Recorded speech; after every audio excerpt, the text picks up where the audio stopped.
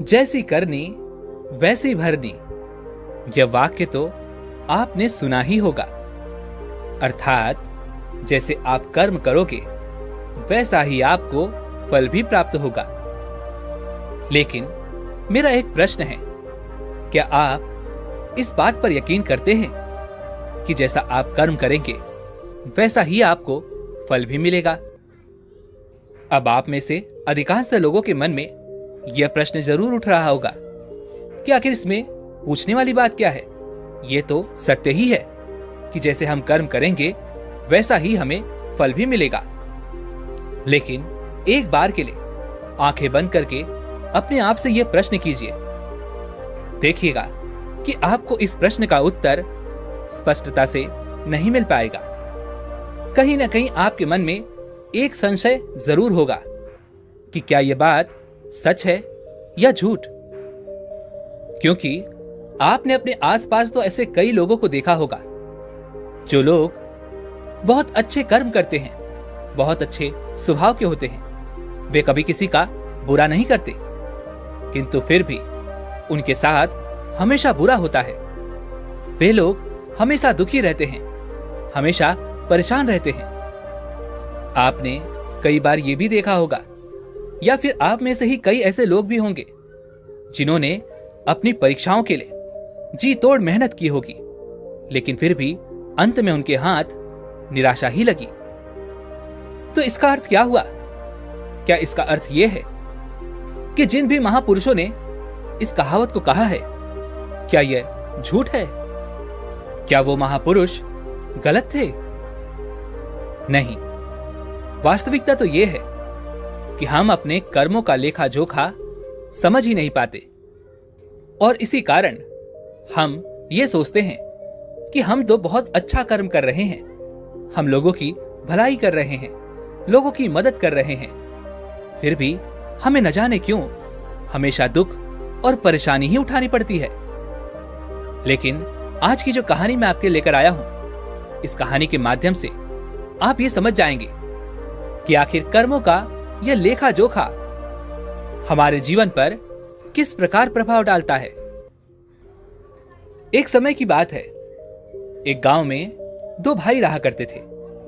दोनों ही कुशल थे, किंतु उनमें से एक बहुत ही क्रूर, घमंडी और बहुत चालाक था। वहीं पर दूसरा भाई बहुत ही शांत स्वभाव का और बहुत अच्छी प्रवृत्ति वाला था। बड़ा भाई, जो कि बहुत क्रूर था, बहुत चालाक था, उसने धोखा देकर अपने छोटे भाई की सारी जमीन जायदाद अपने नाम करवा ली थी, और छोटे भाई के नाम पर कुछ भी नहीं बचा था। उसे तो बस एक टूटी फूटी झोपड़ी मिली थी, जिसमें वह और उसकी पत्नी रहा करते थे। उसकी पत्नी भी हमेशा बीमार रहती थी और उसे तरह तरह की यातनाएं, पीड़ाएं और समस्याओं का सामना करना पड़ता था। छोटा भाई बहुत गरीब था, उसके पास पैसे भी नहीं थे ताकि वह अपनी पत्नी का इलाज करवा सके। लेकिन वह बहुत शांत स्वभाव का था, अच्छी प्रवृत्ति का था। इस कारण वो कभी किसी से कलेश नहीं करता था, ना ही किसी के लिए बुरा सोचता था। वह कभी किसी का बुरा नहीं करता था। फिर भी उसके मन में हमेशा एक प्रश्न रहता था। वह हमेशा अपने आप से कहता था, हे ईश्वर, मैंने कभी किसी के साथ बुरा नहीं किया, कभी किसी का बुरा नहीं सोचा, फिर आखिर मेरे साथ इतना बुरा क्यों होता है?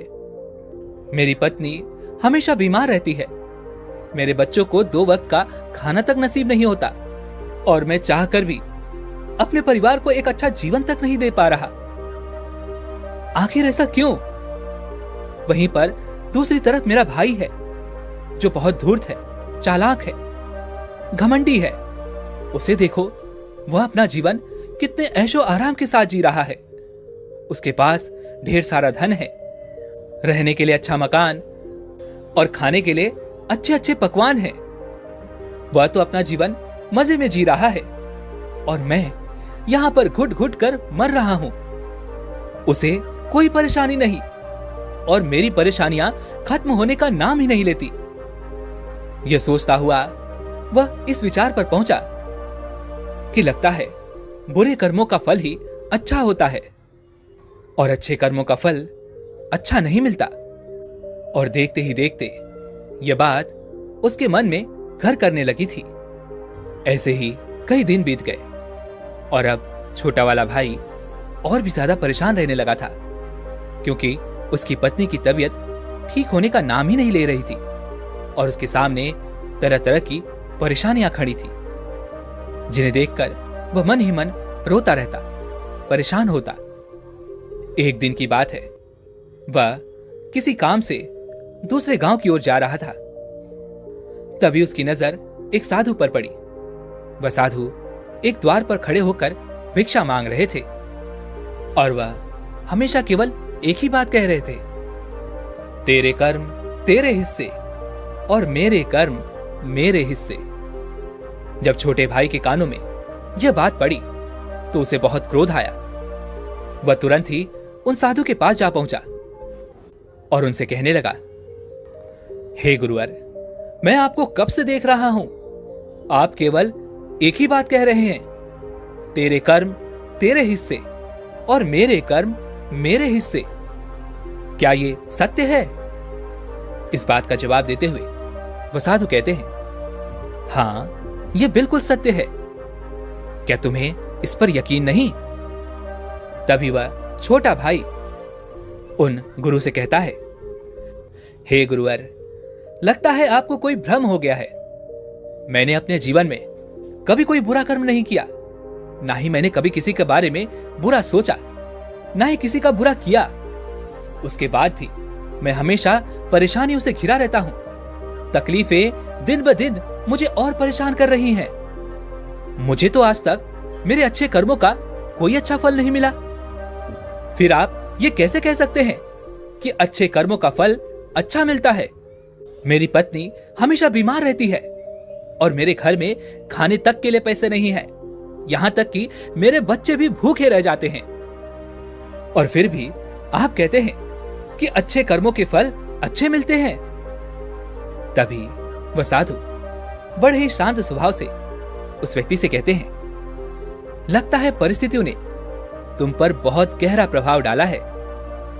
ऐसा प्रतीत हो रहा है कि तुम परिस्थितियों के आगे हार मान चुके हो और इन कठिन परिस्थितियों ने तुम्हारी सोच को भी बदल दिया है। इसी कारण तुम ऐसा कह रहे हो। इस पर वह व्यक्ति कहता है, अरे जाओ जाओ, ऐसा लगता है कि खुद परिस्थितियों से हार कर दूसरों के घर भिक्षा मांगकर भोजन ग्रहण कर रहे हो और मुझे कहते हो कि मैंने परिस्थितियों के सामने हार मान ली है। मुझे आपका यह भाषण नहीं सुनना, मैं जा रहा हूं। तभी उसे रोकते हुए वह साधु उस व्यक्ति से कहते हैं, ठीक है, तुम चले जाओ, लेकिन उससे पहले मेरा एक काम कर दो। वह व्यक्ति कहता है, अरे मैं कोई काम नहीं करने वाला, मैं तो जा रहा हूं। तभी वह साधु कहते हैं, बेटा, मैं जानता हूं तुम्हारे मन में क्या प्रश्न है। तुम इस बात से परेशान हो कि तुमने अच्छे कर्म किए और उसके बाद भी तुम्हें अच्छे फल नहीं प्राप्त हो रहे। लेकिन क्या तुम इस प्रश्न का जवाब नहीं जानना चाहते? क्या तुम ये नहीं जानना चाहते कि तुम्हारे साथ ऐसा क्यों हो रहा है? यह सुनकर वो छोटा भाई कुछ देर के लिए मौन हो गया और कुछ देर सोच विचार करने के बाद वह कहता है, अच्छा ठीक है, बताइए मुझे क्या करना होगा? तभी वो साधु उस व्यक्ति से कहते हैं, मेरा बस एक छोटा सा काम कर दो। कल सुबह सुबह तुम मेरे लिए कुछ फल लेकर मेरे आश्रम आ जाना और जब तुम वहां पर आओगे तो मैं तुम्हें तुम्हारे प्रश्नों का उत्तर तुम्हें दे दूंगा और तुम्हें यह भी समझ में आ जाएगा कि तुम्हारे साथ ही ऐसा क्यों हुआ। इतना कहकर वह साधु अपना भिक्षा पात्र लेकर वहां से अपने आश्रम की ओर चल दिए। लेकिन वह व्यक्ति कुछ देर के लिए वहीं पर खड़ा रह गया और यह सोचने लगा कि क्या उसे फल लेकर उन गुरु के आश्रम जाना चाहिए या नहीं। यही सोचता हुआ वह घर लौट आया। रात भर उसके मन में केवल यही प्रश्न था कि मैं उनके पास फल लेकर जाऊं या ना जाऊं। देखते ही देखते सुबह होने लगी और अब उस छोटे भाई ने यह तय किया कि वह फल लेकर उन गुरु के आश्रम जरूर जाएगा। वह घर से निकलता है और कुछ फल खरीदता है, जिसे लेकर वह उन गुरु के आश्रम की ओर चल पड़ता है। उन गुरु का आश्रम थोड़ी दूर पर था और उसका रास्ता पड़ोस के जंगल से होकर गुजरता था, इसलिए उस रास्ते पर कोई हलचल भी नहीं थी और जगह जगह पर लंगूर और बंदर दिखाई दे रहे थे। जब वो छोटा भाई फल लेकर उन गुरु के आश्रम जा रहा था, तभी उन बंदरों को देखकर उसके मन में यह विचार उठता है कि क्यों न यह फल वह उन बंदरों को खिला दे। लेकिन तभी उसे याद आता है कि उन गुरु ने उसे वो फल आश्रम लाने को कहा है, इसलिए वह जैसे तैसे अपने मन को मनाकर उन गुरु के आश्रम की ओर चल पड़ता है। और देखते ही देखते कुछ देर में वह उन गुरु के आश्रम पहुंच जाता है। वह उन्हें प्रणाम करके उनसे कहता है, ये देखिए, मैं आ गया और जैसा कि आपने कहा था कुछ फल लाने के लिए, वो भी मैं लेकर आया हूं। अब तो मुझे बता दीजिए कि आखिर मेरे साथ ही ऐसा क्यों होता है। तभी वह साधु मुस्कुराते हुए उस व्यक्ति से कहते हैं, बताता हूं, लेकिन उससे पहले तुम मेरे एक प्रश्न का उत्तर दो। तभी वह व्यक्ति कहता है, कौन सा प्रश्न? तभी वह साधु कहते हैं, जब तुम मेरे आश्रम की ओर आ रहे थे और तुम्हारे मन में जब यह विचार उठा कि तुम यह फल उन बंदरों को खिला दो, तो तुमने ऐसा क्यों नहीं किया? यह सुन वह व्यक्ति बड़ा आश्चर्यचकित हुआ। उसे यह समझ ही नहीं आ रहा था कि आखिर जो विचार उसके मन में उठा था वह उन साधु को कैसे पता चला। तभी वह व्यक्ति दोनों हाथ जोड़कर उन साधु से कहता है, हे गुरुवर, यह बात तो मेरे मन में थी, किंतु आपको कैसे पता चली कि मैं बंदरों को फल खिलाना चाहता था?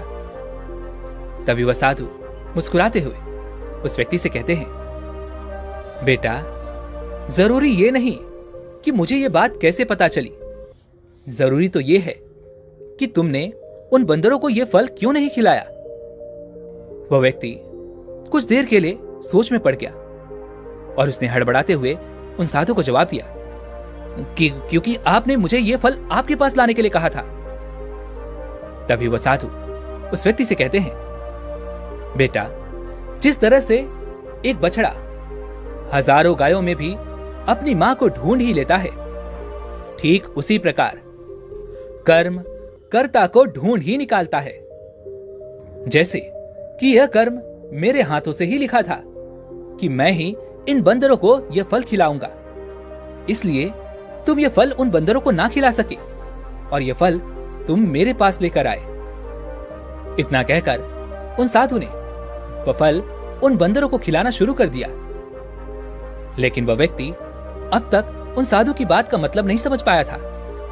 वह उन साधु से कहता है, हे गुरुवर, आप क्या कहना चाहते हैं? मुझे आपकी बात कुछ समझ नहीं आई।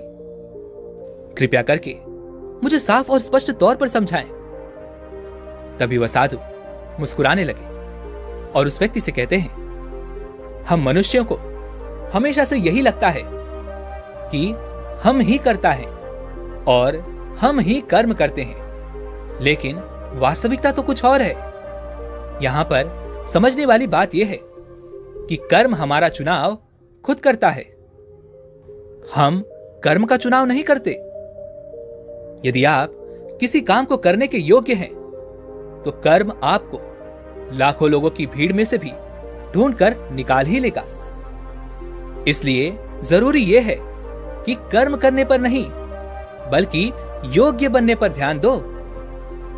यदि तुम्हारा पूरा ध्यान केवल कर्म करने पर होगा, तो तुम कभी भी योग्य नहीं बन पाओगे और कभी भी कर्म तुम्हारा चुनाव ही नहीं करेगा। इस पर वह व्यक्ति कहता है, हे गुरुवर, योग्य बनने से आपका क्या मतलब है? आपका कहना है कि क्या मैं अपने परिवार का पालन पोषण नहीं कर सकता? तभी वह साधु उस व्यक्ति से कहते हैं, नहीं नहीं, मेरे कहने का अर्थ ये नहीं है। मैं तो तुमसे यह कहना चाहता हूं, योग्य बनने के लिए जिन कर्मों की आवश्यकता होती है, उसके लिए तुम्हें पहले छोटे छोटे कामों को करना शुरू करना होगा।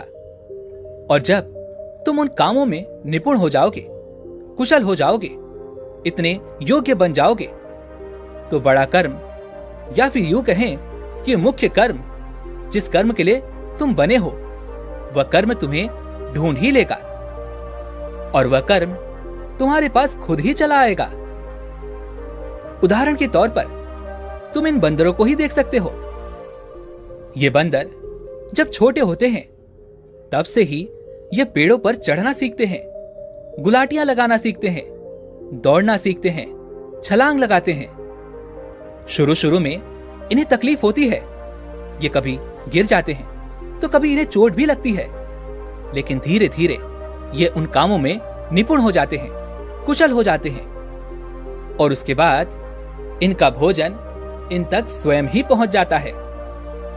इसीलिए अपनी रोजमर्रा की जिंदगी में भी छोटे छोटे कर्म करते रहो और जब तुम उन कर्मों से अपने आप को उस योग्य बना लोगे तो बड़ा लक्ष्य तुम तक खुद चला आएगा और तुम किसी भी बड़े लक्ष्य को प्राप्त कर सकोगे।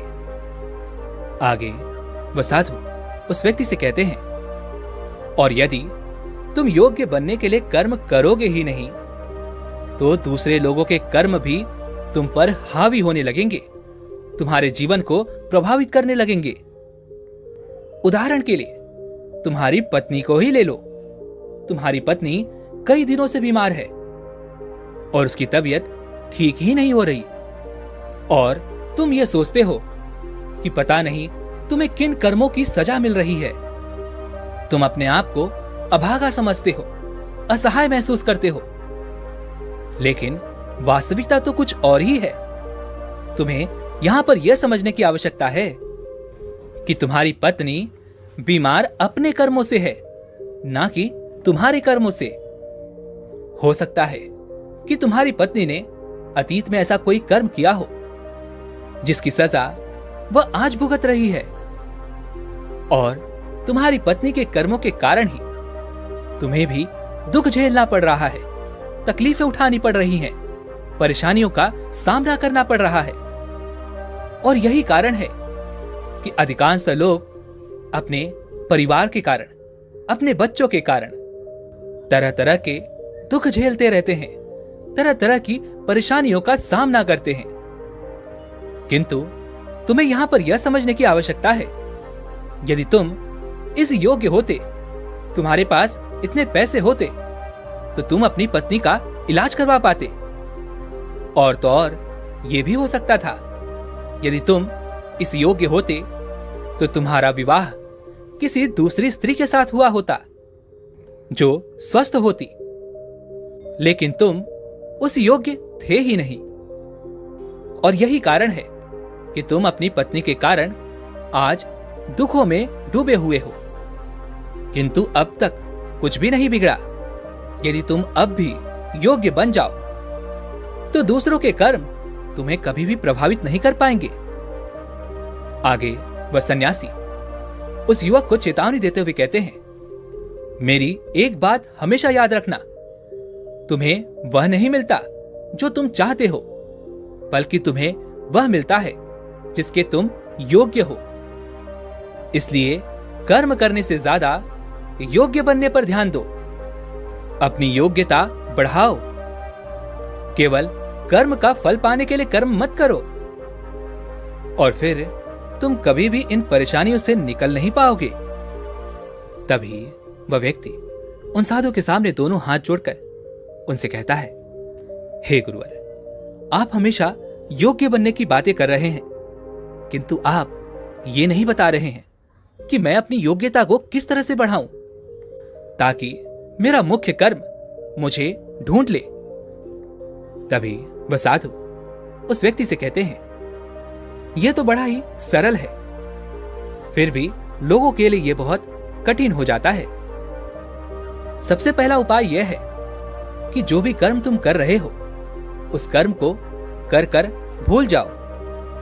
अर्थात योग्य बनने के लिए जो भी कर्म तुम कर रहे हो उसे याद ना रखो, उसे भूल जाओ ये मत सोचो कि जो तुमने कर्म किया है उसका फल तुम्हें कब और क्या मिलेगा।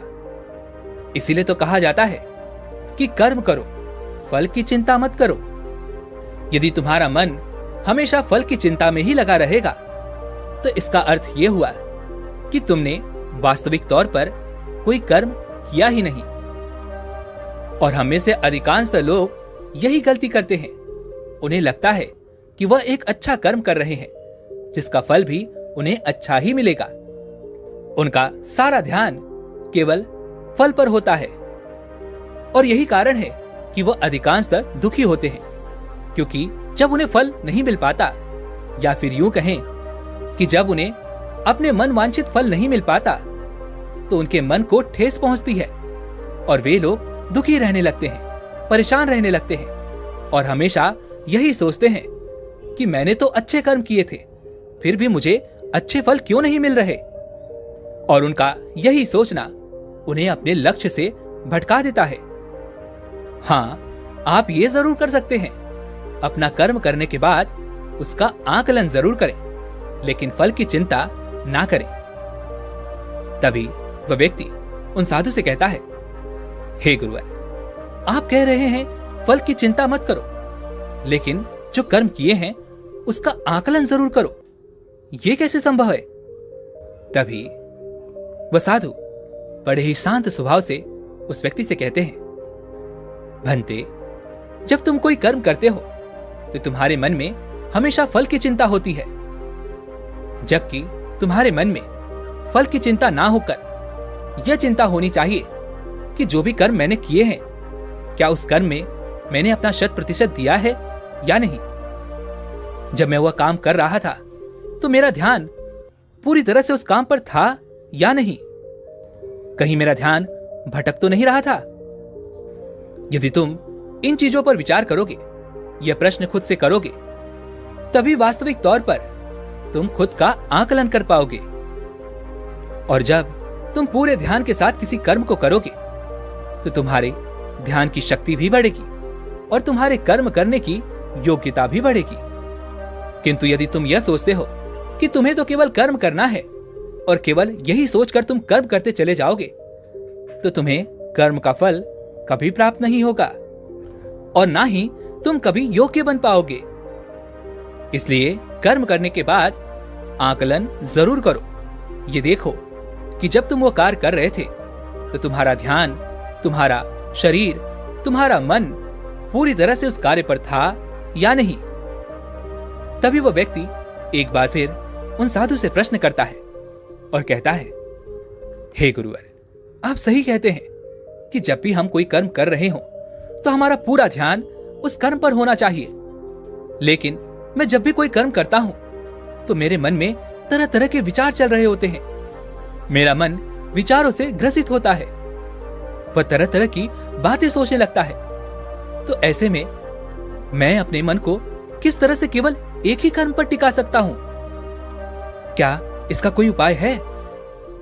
तभी वह साधु मुस्कुराते हुए उस व्यक्ति से कहते हैं, भंते, जब तुम कोई कर्म कर रहे हो और उसमें जब तुम अपना पूरा भाव लगा देते हो, अर्थात कर्म करते समय अपना पूरा भाव डाल देते हो, तो तुम्हारा मन, शरीर और तुम्हारे भाव उसी कर्म पर केंद्रित हो जाते हैं और तुम पूरी निष्ठा, प्रेम और सद्भाव के साथ उस कर्म को कर पाते हो, अर्थात अपना 100% दे पाते हो।